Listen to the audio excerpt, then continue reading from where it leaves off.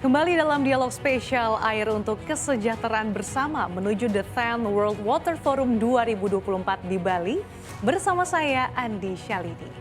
Kita akan melanjutkan diskusi, tentunya topik bahasan kita kali ini akan berbeda, yaitu sejauh apa pengetahuan dan teknologi yang dimiliki dalam pengelolaan sumber daya air. Telah hadir secara daring bersama kami Bapak Dadan Kusdiana, Dirjen Energi Baru Terbarukan dan Konservasi Energi Kementerian SDM, dan juga Ibu Evi Anggraheni, dosen Teknik Sipil Universitas Indonesia. Selamat siang Ibu Evi. Selamat siang Pak Dadan, apa kabarnya? Selamat siang, salam sehat. Oke, langsung Mbak saja kita Sasa. mulai diskusi kita dengan tema ilmu pengetahuan dan teknologi pengelolaan sumber daya air.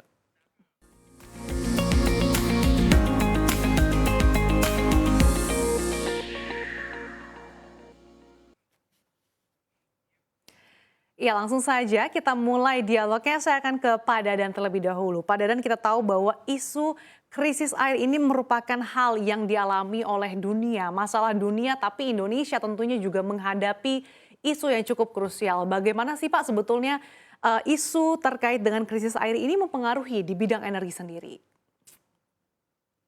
Ya, Mbak Sasa.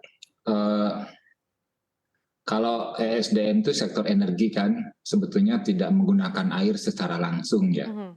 Tapi kita memang memanfaatkan tenaga dari airnya sendiri. Jadi kalau ditanya bagaimana krisis air itu mempengaruhi bidang energi, ini sangat berpengaruh. Sekarang misalkan sebagai contoh, PLTA Cirata yang ada di Jawa Barat, kalau dulu itu pembangkitnya itu beroperasi siang dan malam, atau dalam istilahnya itu sebagai baseload. Nah sekarang dia hanya beroperasi malam. Gitu. Mungkin ini salah satu tanda ya bahwa memang terjadi krisis air. Jadi kalau ditanya bagaimana pengaruhnya, kita ini punya pembangkit sebesar 6.000 megawatt ya secara nasional. Dan pembangkit tersebut tuh ada yang uh, nyambung dengan jaringan PLN, disebut on grid, ada juga yang terpisah, dia sendiri menyediakan listrik di masyarakat. Biasanya ini dibangun oleh dana pemerintah atau hibah atau dana swadaya masyarakat. Nah ini kalau terutama yang terakhir, yang off grid, yang terpisah ini kalau airnya terganggu, dia terganggu 100% gitu ya, jadi listriknya terganggu. Sehingga kalau ini sangat berpengaruh cukup besar, ada 6.000 megawatt atau sekitar 4% dari penyediaan listrik di tanah air ini berasal dari PLTA, ya, pembangkit listrik tenaga air. Jadi ke depan dengan terjadinya krisis air ini kalau terus berlanjut, kalau sekarang memang dianggap sudah mulai masuk krisis, nah kita akan mengalami pengurangan penyediaan listrik dari sumber yang memang ini sumber tenaga yang bersih, yang paling ideal sebetulnya kalau Indonesia ya, karena kita ada pengundungan, kita punya banyak hutan, kemudian juga curah hujannya juga baik, tapi di dalam beberapa lokasi memang terjadi penurunan, kita sebut itu adalah koefisien produksinya ya, itu semakin berkurang. Dulu itu 65%, sekarang beberapa wilayah itu sudah makin sedikit ya. Kira-kira itu ya, Mbak Sasas. Oke, saya akan ke Ibu Evi. Bu, melihat kondisi saat ini, seperti apa sih isu dan juga tantangan yang kita hadapi dalam mengelola air yang berkelanjutan? Apakah Anda melihat bahwa teknologi yang dimiliki oleh Indonesia saat ini dalam mengelola air ini sudah cukup mumpuni atau belum maksimal, Bu? Jadi kalau misalnya dari perspektif kami yang dari perguruan tinggi ya Mbak Sasa, mungkin sebetulnya kita untuk teknologi, nah itu kita tidak ada hal yang kurang mumpuni. Jadi sebenarnya untuk kesetaraan teknologi kita sudah mengikuti perkembangan zaman dan lainnya. Tapi sebetulnya yang perlu kita tekankan di sini terkait dengan sustainability itu adalah sebetulnya bagaimana caranya kita menghadapi dampak dari perkembangan pembangunan yang impulsif, jadi tidak terkendali. Kemudian kita mencoba untuk menerapkan teknologi-teknologi untuk memperbaiki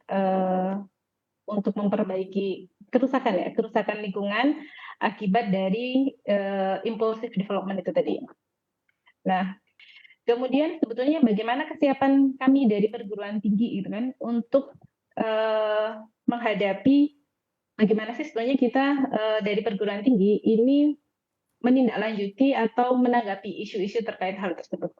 Jadi sebenarnya kalau misalnya di perguruan tinggi ketika kami terutama di bidang teknik, jadi kami menyusun kurikulum, nah itu berdasarkan dari Washington Accord. Nah, Washington Accord itu dia adalah kurikulum yang dibuat dan dirancang untuk seluruh bidang engineering di dunia.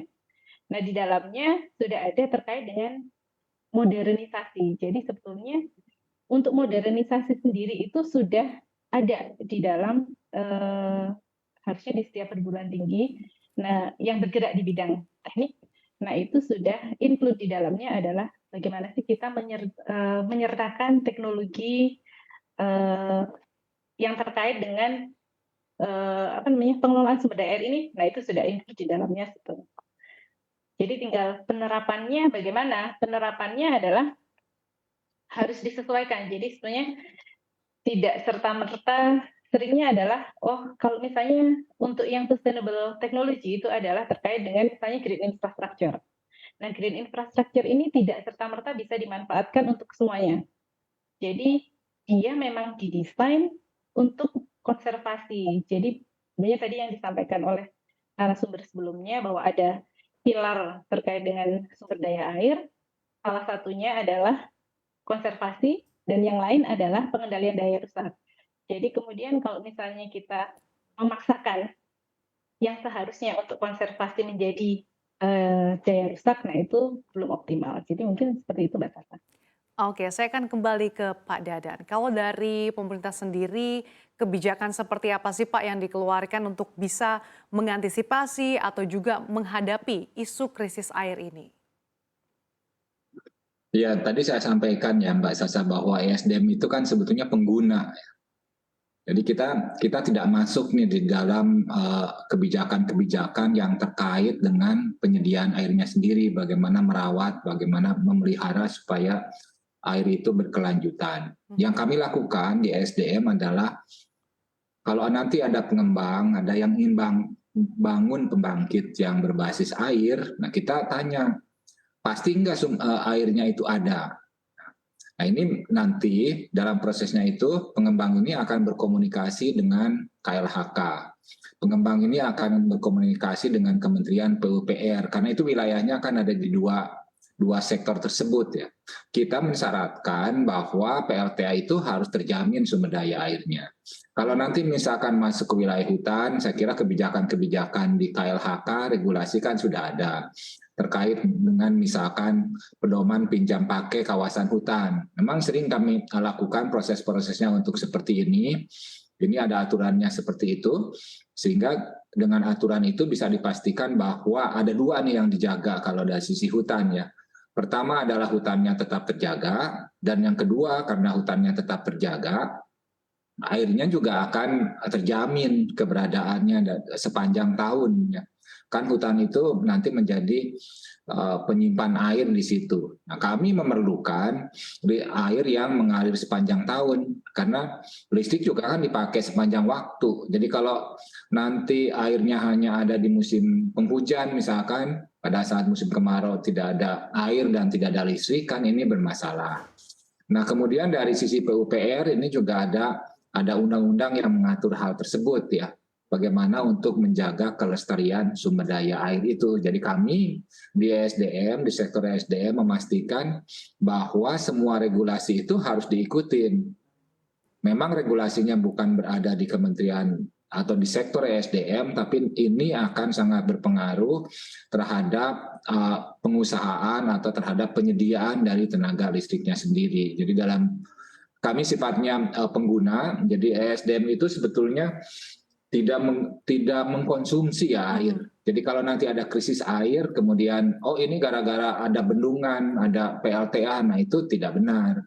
Kita ini meningkatkan nilai tambah dari air tersebut. Gitu. Jadi tenaga airnya dimanfaatkan untuk menjadi pembangkit listrik. Volume airnya itu tetap sama. Berbeda dengan sektor yang lain barangkali yang memang airnya itu nanti dikonsumsi, diproses, dimanfaatkan menjadi produk. Nah, kalau kita ini hanya meminjam air, memanfaatkan tenaganya, kemudian dikembalikan ke sungai, dikembalikan lagi, tidak ada pengurangan. Nah, itulah kira-kira yang ESDM jaga ya, berkontribusi meningkatkan nilai tambah air, termasuk juga memastikan bahwa kelestarian sumber daya airnya itu terus dijaga. Oke, lalu apa saja Pak upaya-upaya ataupun inovasi dalam meningkatkan nilai tambah dari air tersebut? Nah, kalau di ESDM kan energi ya. Barangkali nanti saya sampaikan kira-kira pemerintah itu melihatnya seperti apa untuk peningkatan nilai tambah air, pemanfaatan air tersebut. Sekarang sudah ada, tadi saya sampaikan ada 6 ribuan megawatt ya, PLTA. Baik itu skala kecil, biasanya kita sebut PLTMH, mikrohidro, atau juga pembangkit yang skala besar. Nah, secara nasional, dari survei yang kami lakukan, dari simulasi yang kami lakukan, kita itu masih punya 85 gigawatt secara potensi.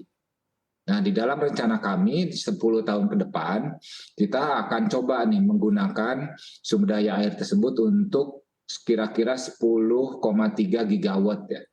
10,3 itu artinya 10.300 megawatt.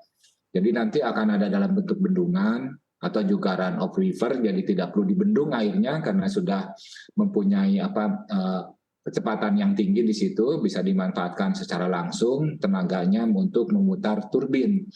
Nah, kita ada berapa lokasi misalkan di Jawa dan Madura. Ini 4.300 megawatt akan kita kembangkan.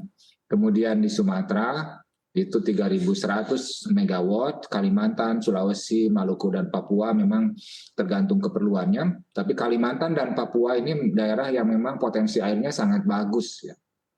Misalkan di Kalimantan Utara, yang sekarang dikembangkan oleh Pak Presiden sebagai Green Industrial Park. Jadi kawasan industri yang nanti menggunakan energinya yang bersih. Di sana punya kapasitas, punya sumber daya, punya potensi, itu 12.000 gigawatt. Di Papua jauh lebih besar lagi, 2 kali lipatnya daripada yang ada di Kalimantan. Jadi kita masih ada memang daerah-daerah yang airnya bagus, belum dikembangkan, dan ini nanti bisa mendorong juga untuk perekonomian setempat. Pendekatan yang lain, strategi kami adalah, kalau tadi kan memanfaatkan air dari sisi tenaganya. Nah, sekarang kita manfaatkan air dari permukaannya. Misalkan untuk bendungan-bendungan ya. Kan ada permukaannya. Ini bisa ditaruh ini panel surya. Panel surya biasanya kan kita pasang di atap misalkan di rumah atau di tanah. Dan kalau kita masang di air, ini kan biaya pembebasan tanah atau proses pembebasan tanah yang cukup sulit selama ini bisa kita manfaatkan saja permukaan airnya. Contohnya ini sudah dikembangkan di Cirata, 145 megawatt sedang dibangun. Ini menggunakan luasan sekitar 3%-nya dari luasan permukaan waduk tersebut. Kita sudah melakukan eksplorasi, melihat dari jumlah waduk ataupun bendungan itu bisa 26,6 gigawatt ya secara keseluruhan untuk PLTS terapung di kita, namanya PLTS terapung. Jadi mengapung di dalam air, di atas air pembangkit tenaga surya tersebut. Ini salah satu kebijakan yang kita dorong. Juga melakukan pembangunan pemanfaatan bendungan serbaguna atau multiguna kita sebut. Bangunannya didanai oleh dana PUPR, kemudian kerjasama dengan swasta. Tadi kan disebutkan juga ada KPBU misalkan. Nah, airnya ini tenaganya. Jadi kita tidak menggunakan airnya, kita memanfaatkan tenaganya, dimanfaatkanlah untuk pembangkit listrik. Pemerintah kebijakannya adalah kita pastikan misalkan harganya itu pas, harganya cocok. Kan ini nanti ada sisi komersial ya, sisi bisnis. Kalau tidak menarik dari sisi komersial, ini tidak akan ada yang datang. Karena ini kan sifatnya investasi kalau dari sisi pengusaha ya. Harus mendapatkan return yang cukup baik, tapi di sisi yang lain juga tetap memastikan bahwa listrik yang diproduksinya itu harganya tetap terjangkau oleh masyarakat, tidak mengurangi daya saing kita, misalkan kalau dipakai untuk industri ya, Jadi kombinasi-kombinasi tersebut yang dilakukan di Kementerian ESDM untuk menuju mensupport, memastikan bahwa perkembangan ekonomi Indonesia ini akan semakin hijau ke depan. Dan ini kan udah menjadi sebuah keharusan ya secara global, bahwa industri itu harus semakin hijau. Kalau tidak nanti ada hambatan-hambatan baru di luar, misalkan pajak ekspor, pajak impornya dari negara yang kita tuju. Jadi didoronglah bahwa industri itu harus menggunakan energinya yang benar-benar bersih. Oke, baik. Saya akan kembali ke Ibu Evi. Bu Evi, kalau dari perguruan tinggi sebetulnya inovasi ataupun teknologi apa sih yang dihasilkan, Bu? Nah, dengan teknologi ini strategi apa, Bu, yang akan dilakukan demi mendorong transformasi pengelolaan air yang berkelanjutan? Baik. Tadi sebenarnya menyambung dari Pak Dadan juga, Ya, bagaimana silakan. caranya kita sebenarnya, kalau yang Pak Dadan tadi kan kita ini lebih memanfaatkan, sebenarnya airnya itu harus tersedia. Nah, sebenarnya untuk tersedia selalu itu seperti apa? Nah, sebetulnya ada ketersediaan air itu, jadi kalau misalnya dia yang kita harapkan itu adalah ketika dia di musim kemarau dia selalu ada, tetapi ketika di musim penghujan dia tidak menyebabkan terjadinya bencana atau banjir. Jadi ada sebetulnya tools dari Environmental Protection Agency, jadi ada 8 tools yang dapat digunakan sebetulnya untuk selalu menjaga, jadi dari 8 tools itu, nah itu sebetulnya bisa dikembangkan menjadi inovasi-inovasi apa saja sih yang perlu ditambahkan untuk menjaga keberlanjutan dari sumber daya air ini. Jadi dari 8 tools tadi itu ada. Jadi yang pertama itu ada perencanaan tata guna lahan itu harus tepat. Nah, itu sebetulnya integrasi antar stakeholder. Nah, itu harus benar-benar dilakukan. Nah, ini juga terkait dengan law enforcement. Jadi kalau misalnya tata guna lahannya tidak sesuai, kemudian harus ada sanksi yang diberikan. Kemudian ada konservasi. Jadi ini konservasi lahan. Jadi bagaimana kita tadi kalau misalnya harus energinya harus hijau. Nah, di sini sebenarnya infrastrukturnya juga bisa kita buat menjadi infrastruktur hijau. Kemudian ada sabuk hijau. Nah, itu jadi penghijauan. Kemudian ada desain tapak yang lebih baik. Nah, ini sebenarnya untuk yang desain tapak yang lebih baik, ini sudah diterapkan sebetulnya ketika kita ada teknologi-teknologi terkait dengan green infrastructure, atau misalnya ada yang pakai LID, atau misalnya pakai SUDF, WSUD. Nah, itu sebenarnya kan bendanya sama, tetapi sebenarnya dari tiap negara mereka mengeluarkan istilah yang berbeda. Nah, ini betul-betul berdasarkan desain tapak bangunan. Jadi tidak semua teknologi itu bisa dimanfaatkan untuk di semua tempat. Jadi misalnya tadi di beberapa bendungan kemudian penambah, sebenarnya ketika ditambahkan untuk tenaga surya di dalam waduk, nah itu sebetulnya juga bisa dilakukan untuk mengurangi evaporasi. Jadi ketika evaporasinya berkurang, jadi penguapannya berkurang, jadi kemudian sumber airnya bisa tetap dimanfaatkan. Kemudian ada erosi dan pengendalian erosi dan sedimentasi. Nah, pengendalian erosi sedimentasi ini tadi, nah itu tadi termasuk ketika kita nantinya akan memanfaatkan energi yang dari waduk misalnya. Jadi pengendalian erosi di hulu dan bagaimana agar sedimentasi di waduknya berkurang. Nah, itu misalnya ada bangunan-bangunan, kalau di setiap bendungan-bendungan, nah sekarang sudah dilengkapi dengan misalnya salah satunya adalah bangunan penangkap sedimen.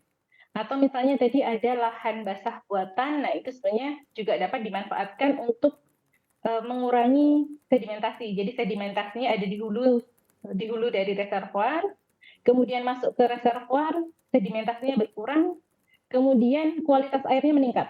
Nah, itu termasuk dalam salah satu teknologi pengendalian erosi sedimentasi. Kemudian, nah ini pengelolaan hujan. Nah, ini sedang digiatkan juga.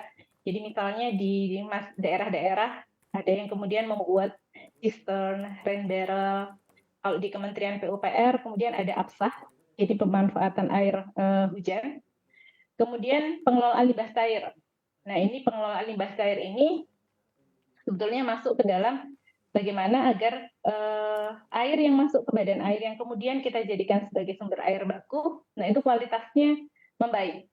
Nah, misalnya itu tadi ada lahan basah buatan.